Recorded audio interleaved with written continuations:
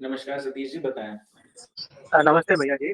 एक हर हर जब भी हम तामसिक साधनाओं के बारे में बात करते हैं कि हुँ, हर हर व्यक्ति का मन में एक डर रहता है कि ये जो तामसिक साधना कर रहा है इसका कोई दुष्ट परिणाम होगा क्या? मतलब हुँ। Will there be any kind of very difficult कुछ हो जाएगा या कुछ ऐसा हो जाएगा। तो डर रहता है। मतलब आपका क्या थोड़ा-सा उसके ऊपर आप लाइट दे सकते हैं तो अच्छा रहेगा। अच्छा, ठीक है, ओके। देखिए, इनका प्रश्न ये है कि जब हम तामसिक साधनाएँ करते हैं, तो डर रहता है, जिसमें ये कई तरीकों का डर हो सकता है ना? तो जैसे मान लीजिए कि पहला डर ये होता है कि साधना काल में कोई समस्या तो नहीं होगी हमें, है ना? ये साधना से पूर्व जो तामसिक साधना की सामग्री है, उससे कहीं परिवार को कोई हानि तो नहीं होगी, है ना? दूसरा क्या रहता है कि साधना के बाद उस शक्ति के साथ संपर्क कैसा स्थापित रहेगा शक्ति के साथ, है ना? कैसा संपर्क स्थापित रहेगा जिसके बाद हम जीवन में लाभ प्राप्त कर पाएँगे या जो उसके द्वारा हमें कठिनाई दी जा रही है, हमें वही झेलनी पड़ेगी, है ना? कुछ इस प्रकार के डर सामान्य साधकों में होना स्वाभाविक है, कोई बड़ी बात नहीं। देखिए, जब तक शक्ति सिद्ध नहीं हुई, तब तक उससे डरने की आवश्यकता नहीं है, पहली चीज़ ये जान लीजिए। जीवन में जो भी आप कर रहे हैं, आप करने जा रहे हैं, उसके विषय में उतना मत सोचिए। खाली सुनने में ही आपको आएगा कि ऐसा हो गया, वैसा हो गया, है ना? जिसके साथ सत्य में होता है, वो बहुत कम होते हैं, ठीक है? और उसके बाद क्या है कि जब वास्तविकता में जब आप साधना करने जाएँगे ना, तो शक्ति का आपके प्रति रुझान होता है ना? उसको अपनी अतृप्तता से मुक्ति चाहिए। वो आपको डराने के बजाय आपको प्रोत्साहित करने का कार्य करती है शक्ति। यदि मान लीजिए वो अपना अनुभव आपको करा रही है, तो आपको प्रोत्साहित कर रही है कि हाँ, तुम सही कर रहे हो। है ना? आपको प्रोत्साहन प्रोत्साहन दे रही है वो, कि हाँ, आप सही कर रहे हैं, इसे करिए। इसके माध्यम से मेरा आपके साथ संपर्क स्थापित हो जाएगा। तो जो अनुभव होते हैं वो प्रोत्साहन है, वो डराने के तरीके नहीं हैं, है ना? यदि वो नहीं चाहेगी कि आप उसे सिद्ध करें तो आप वैसे भी नहीं कर पाएँगे। वो वैसे ही ऐसे संपर्क ऐसी अ, इस प्रकार से आपको उलझा देगी कि आप उसी में उलझे रह जाएँगे, आप बाहर नहीं निकल पाएँगे, है ना? तो इस तरीके से मत सोचिए कि अगर कुछ अनुभव हो रहे हैं, है ना? और ज़्यादातर अनुभव अनुकूल ही होते हैं तामसिक साधनाओं में, है ना? और रही बाकी चीज़ों की बात तो देखिए आपकी साधना सिद्धि के आस-पास वाले क्षेत्र में कोई नहीं होना चाहिए, ज़्यादा बेहतर है, ठीक है? दूसरी चीज़ क्या है इसके बाद कि साधना के बाद क्या होगा? तो साधना के बाद यदि आपका शक्ति के साथ संपर्क स्थापित है, आपके नियम आदि तय हो गए हैं, जिन्हें वचन कह लीजिए आप, है ना? तो अब यह फिक्स्ड है कि आपको उनका पालन करना है। लेकिन मनुष्य की तो आदत है, लोभी लालची मनुष्य होगा, है ना? शक्ति देने लगेगी तो और ज़्यादा की इच्छा रखेगा वो, लालच करेगा। ऐसी परिस्थितियों में शक्ति नुकसान पहुँचा सकती है। और डायरेक्ट नुकसान नहीं पहुँचाती है, वो जिस प्रकार से नुकसान पहुँचाती है, आपको वर्षों बाद पता चलेगा कि आपके साथ नुकसान किया गया है। क्योंकि उसे भी अपनी अतृप्तता से मुक्ति के कुछ वर्ष तो आपसे मिलेंगे ही मिलेंगे। तो इसलिए ऐसा समझना कि तुरंत नुकसान पहुँचाएगी वैसा नहीं है, लेकिन जो भी नियम आपके बीच में स्थापित हुए हैं, उन्हीं नियमों पे चलें। अन्यथा नुकसान होने की शत-प्रतिशत संभावनाएँ हैं। लेकिन जिस प्रकार से स्वर्ग की प्राप्ति के लिए मरना ज़रूरी है ना? सामान्य व्यक्ति कहता है, भाई जब ये शरीर छोड़ोगे तभी ना स्वर्ग मिलेगा। उसी प्रकार से उस परिस्थिति में आने से पूर्व साधना में सफल होना ज़रूरी है।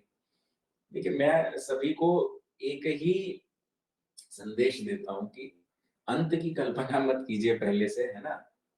खाना भी अगर आप बना रहे हैं, पहले से ही अंत की कल्पना करके बैठ जाएँ कि नहीं जी, ऐसा पता चल रहा है बीच में खाना खराब हो गया, तो अंत का क्या करेंगे आप, है ना? तो जो जिस समय घटित हो रहा है, उसकी वर्तमान परिस्थितियों को देखते हुए अपना कार्य करें, ना कि ये सोचें कि जब हो जाएगा तब क्या होगा? भविष्य का भविष्य में देखा जाएगा। अगर 32 दिन की साधना है, तो 32 दिन बाद ही पता चलेगा ना, अभी से क्यों सोचना? काल कपोल कल्पनाएँ करना ठीक नहीं है। हुआ क्या था, ये कहानी सभी ने सुनी होगी कि एक बार एक आदमी को दूध मिल जाता है ना? एक घड़ा कहीं से, वो लेबर होता है, उसको दूध मिल जाता है कहीं से। उसके बाद वो क्या करता है कि सर पे रख लेता है दूध, है ना? और वो सोचना शुरू करता है। क्यों? क्योंकि भाई उसके लिए एक घड़ा दूध मैनेज करना बहुत बड़ी बात थी, है ना? अब वो सर पे अपना दूध वो उसको दूध मिलता है, घड़ा वो रख के चलने लगता है। उसके बाद वो सोचता है कि अब मैं इस दूध का करूँगा क्या? तो सबसे पहले वो क्या सोचता है कि इसको जाऊँगा और दूध को मैं जाकर इसका दही जमाऊँगा।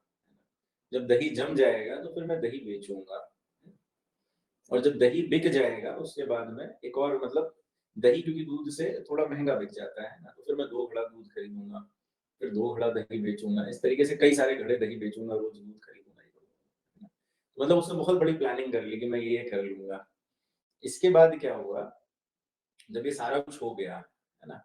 फिर क्या हुआ, उसने सोचा फिर मैं इतना अमीर हो जाऊँगा, अपना घर बनवा लूँगा, घर होगा मेरा, फिर शादी होगी मेरी, मेरे बीवी होंगे, मेरे बच्चे होंगे, सब कुछ होगा मेरा, है ना? और जब मेरे बच्चे बड़े हो जाएँगे और शरारत करेंगे, तो मैं उन्हें एक लात मारूँगा तो वो ठीक हो जाएँगे। और उसने उसी काल कपोल कल्पना में अपना एक पैर उठा के हवा में चलाया और घड़ा नीचे गिर गया, है ना? तो जो दूध था वो भी छितर गया। वो चाहता तो हो सकता है खाली उसको पीकर ही उसको थोड़ी शक्ति आ जाती, लेकिन उसने ऐसा कुछ भी नहीं किया, है ना? तो इसलिए काल कपोल कल्पनाओं में ना जिएँ, वास्तविकता देखें कि क्या है, क्या नहीं है। और जब तक आप वास्तविकता के साथ नहीं जुड़ेंगे, भविष्य की कल्पना करते रहेंगे तो यही होगा। वो घड़ा फूटेगा ही फूटेगा और उसको कुछ भी लाभ नहीं मिलेगा, है ना? तो हमेशा इस चीज़ का ध्यान रखें कि भविष्य की कल्पनाओं में जीवन मत व्यतीत कीजिए। जो भी करना है वर्तमान परिस्थिति में करते रहिए और जो भी रिज़ल्ट मिलना होगा वो मिलेगा। यदि मान लीजिए कि कोई व्यक्ति है ना?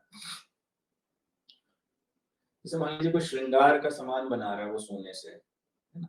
तो जब वो सोने से सामान बनाना शुरू करता है, तो उसको एक ये आइडिया होता है कि हाँ जी, मुझे ये बनाना है ना? क्यों? क्योंकि उसको पहले से पता है कि इससे क्या बनेगा। ऐसा नहीं होता है कि वो पहले खाली ये सोच ले कि हाँ, ये सोना है, ये ऐसा कुछ हो जाएगा, है ना? तो वैसा नहीं होगा, उसको पहले से ही पता है कि उसको बनाना क्या है ना? वो पूर्व परीक्षित है।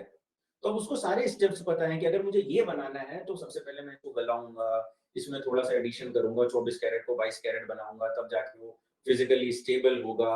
उसके बाद मुझे इसका तार बनाना है या इसके कंचे बनाने हैं, क्या करना है ना? मुझे इसकी बॉल बनानी है, कैसे करना है? उसके बाद रोलर में चलाएगा। मान लीजिए उसको ब्रेसलेट बनाना है, तो रोलर में चलाएगा, उसको लपेटेगा, फिर छोटे-छोटे टुकड़े करेगा उसके बाद आपस में सोल्डरिंग करेगा। तब जाकर वो आखिरी में ब्रेसलेट बनेगा, फिर उसमें पॉलिश मारेगा, क्रीम लगाएगा, फिर पॉलिश मारेगा, फिर धुलेगा, फिर पॉलिश मारेगा। वो चमकेगा, हॉलमार्क मरवाएगा, सब कुछ करेगा तब जाके एंड में वो पहनने लायक हो जाएगा, है ना? तो है क्या कि इसके लिए उसने जो भी नियम है उसका सभी का उसको पालन करना है ना? अब क्योंकि वो उसको लगातार कर रहा है, तो उसकी प्रैक्टिस है उसमें। वो कभी भी उसको दोबारा कर सकता है। मान लीजिए कोई एक नियम आगे-पीछे भी कर सकता है वो जी कि चलो पॉलिश वाला काम बाद में कर लिया या रोलिंग वाला काम बाद में कर लिया, पहले लेयरिंग का काम कर लिया, है ना? या उसने जो हुक है वो पहले बना लिया, बाद में बाकी दाने बना लिए। तो ये उसको पहले से पता है, तब वो ऐसा कर पा रहा है। लेकिन जब साधक प्रथम बार साधना कर रहा है, तो उसे प्रैक्टिकल नहीं करना चाहिए। अनायास बातों में अपना समय व्यर्थ नहीं करना चाहिए। जो जैसे अब जैसे मान लीजिए कि वो सोने का ब्रेसलेट बनाने का नियम है ना? तो वो उसी प्रकार से बनेगा। पहले वो लंबा होगा, खींचेगा, गरम किया जाएगा, पीटा जाएगा, तभी वो बनेगा, वरना वो नहीं बनेगा, है ना? तो ये मूल कारण है उसका, बनने का, ना बनने का, है ना? लेकिन अगर आप इस चीज़ को नहीं मानेंगे, अपनी बुद्धि लगाएँगे, तो कुछ नहीं बनेगा। अब जैसे मान लीजिए मैं आपको बेसिक सा एग्ज़ाम्पल देता हूँ, है ना? कि अब आदमी कहता है कि जी हमने साधना की, उसकी फलित हो गई हमें। अब देखिए जैसे बहुत कॉमन सा फूड एग्ज़ाम्पल लेते हैं ना, दूध से दही जमाना है ना?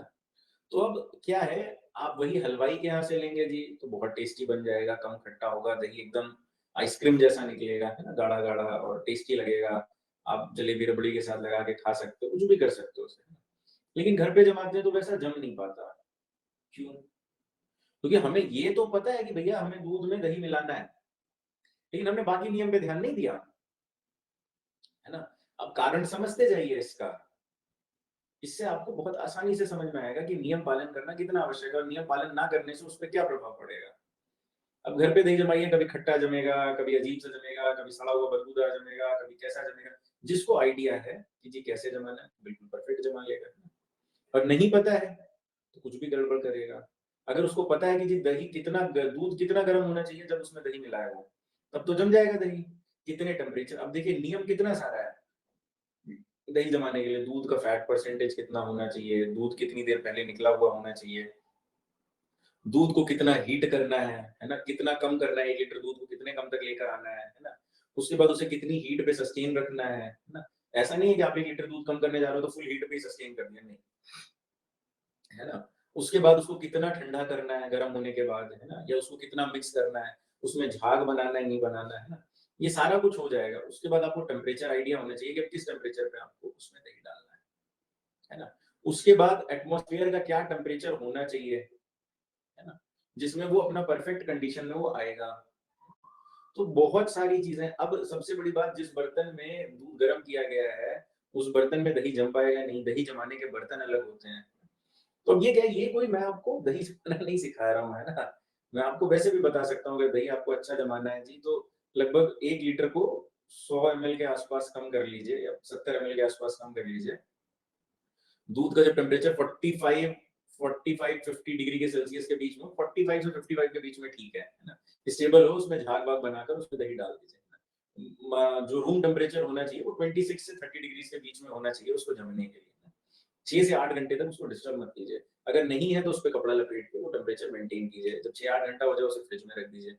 तब वो एक सस्टेनेबल तरीके से वो पकड़ेगा। और ये चीज़ समझने के लिए ऐसा नहीं है कि ये मैं आपको ऐसे लेमैन तरीके से समझा रहा हूँ तो मेरे को भी लेमैन तरीके से मुझे पता है उसका बैक्टीरिया फॉर्मेशन कैसे होता है, किस प्रकार से वो रिएक्ट करता है, कब उसको कोल्ड करने से उसके बैक्टीरिया उस पे क्या फ़र्क पड़ता है। तो सारी जानकारी है मुझे, इसलिए मैं बता रहा हूँ। मुझे जिस भी चीज़, अब जैसे मुझे खाने में रुचि है, खाना बनाने में रुचि है, तो मुझे उसकी सारी जानकारी है कि अगर मीट बनता है तो कैसे बनता है, रेड मीट कैसे बनेगा, व्हाइट मीट कैसे बनेगा, क्या चीज़। तो उसकी संपूर्ण जानकारी होना ज़रूरी है ना? और ये सिर्फ़ इन्फॉर्मेशन है मेरे पास ज्ञान नहीं है इस चीज़ का। क्योंकि मैं तो पहला व्यक्ति नहीं हूँ जिसने ये चीज़ किया है ना? पहले से ही प्रकृति की देन है कि हाँ, ऐसा होगा। अगर दही नहीं है तो भाई मिर्ची की डंडी डाली जाएगी दूध में। वो 4-5 बार जमते वो सही दही के फ्लेवर में आएगी। है ना? तो बहुत सारी चीज़ें हैं, ये कोई समझने की प्रक्रिया नहीं है, लेकिन मैं बता रहा हूँ कि जो नियम है, उनका आपको पालन करना पड़ेगा। जो नियम है उसके आप विपरीत जाएँगे तो दही खट्टी जमेगी, दही नहीं जमेगी, है ना? या दही ऐसी जमेगी जो खाने योग्य नहीं है। इसलिए जितने नियम हैं सबका पालन करना सीखिए, वरना नहीं सफलता मिलती है ऐसे, है ना? अगला प्रश्न